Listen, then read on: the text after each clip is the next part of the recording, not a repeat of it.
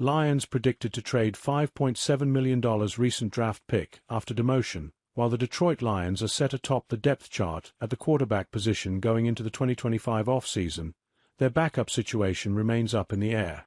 With veteran Teddy Bridgewater set to hit free agency and not certain to be back, the Lions are currently slated to have 2023 third-round pick Hendon Hooker as Jared Goff's backup. But it would appear the Lions are down on the Tennessee product, as evidenced by their signing the aforementioned Bridgewater late in the season to serve as Goff's backup. Detroit even had Bridgewater active over Hooker to serve as Goff's backup for the playoff loss to the Washington Commanders. Entering his third season in the NF, there is no path for Hooker to get a chance to start in Detroit with Goff under contract through 2028. As a result of that and his end-of-season demotion, it wouldn't be shocking if Hooker asks to be traded. And that's exactly what TWSN's team thinks will happen. The outlet named Hooker as the one player from the Lions who will be traded this off-season.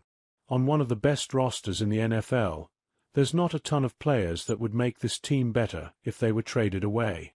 Brad Holmes and company have locked in most of their stars to great extensions, but if there's a player that's expendable, it's Hendon Hooker. He's a decent trade piece who could net a fourth-round pick for a QB-needy team, and it also allows the Lions to go after a different QB who would be better suited for a spot start due to a potential Jared Goff injury, rather than Hooker who's inexperienced.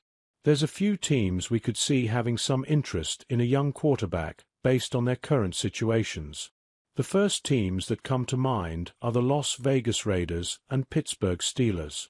Both teams have a major question mark atop the depth chart at quarterback and could use a young signal caller to give at least some hope for the future.